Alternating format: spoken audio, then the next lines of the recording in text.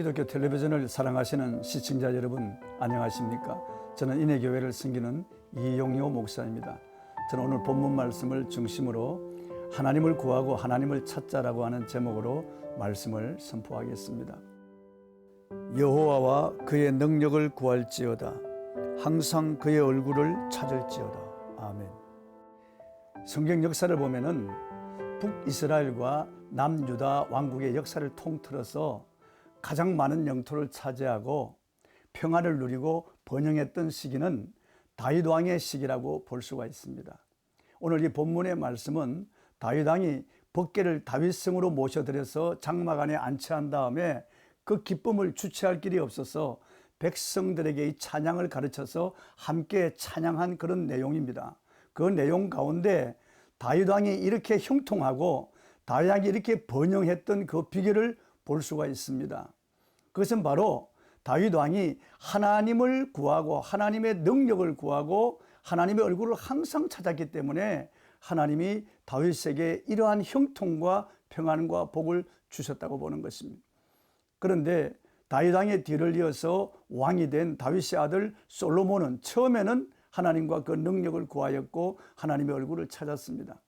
그가 하나님의 얼굴을 찾을 때 하나님이 전무후무한 지혜를 주셨고 이 솔로몬 시대에 금과 은을 돌처럼 여길 정도로 부유를 주셨습니다. 그래서 그가 잠언, 전도서, 아가서, 성경을 기록할 정도로 지혜로운 왕이 되었던 것입니다. 모든 열왕들이 솔로몬의 지혜를 들으려고 찾아올 정도로 이렇게 유명한 왕이 되었지만 그가 하나님과 그 능력을 구하지 아니하였고 하나님의 얼굴을 찾지 않을 때 이스라엘은 쇠퇴하기 시작했습니다. 그는 여인들의 유혹에 넘어가서 감난산에 우상의 정각을 세우고 거기 절하는 우를 범하고 무지한 자가 되고 말았습니다. 그러자 하나님께서는 솔로몬의 대적을 일으켰다고 성경은 말씀하고 있습니다. 그래서 에돔 사람 하닷을 일으켜 솔로몬의 대적이 되게 하셨고 또 시리아 왕 르손을 일으켜 솔로몬의 대적이 되게 하셨다고 했습니다.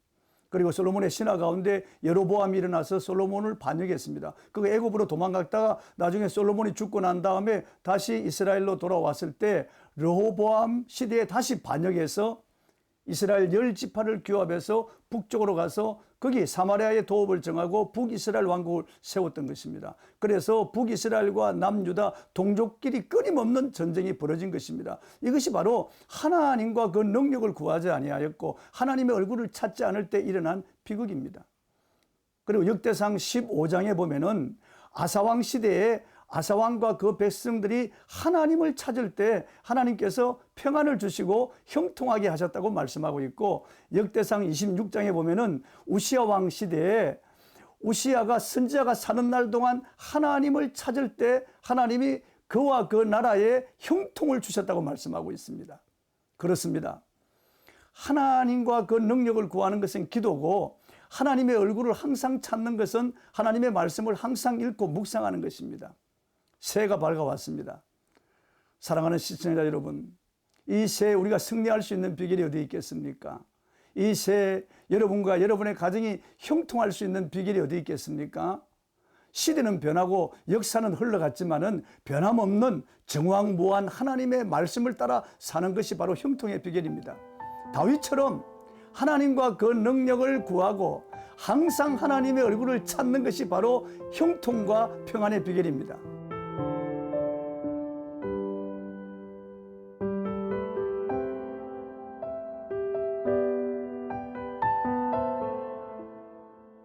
금년 한 해 여러분과 여러분의 가정이 형통하고 여러분 시대의 평안을 누리려면은 다윗이 한 것처럼 하나님과 그 능력을 구하시고 항상 하나님의 얼굴을 찾으시길 바랍니다.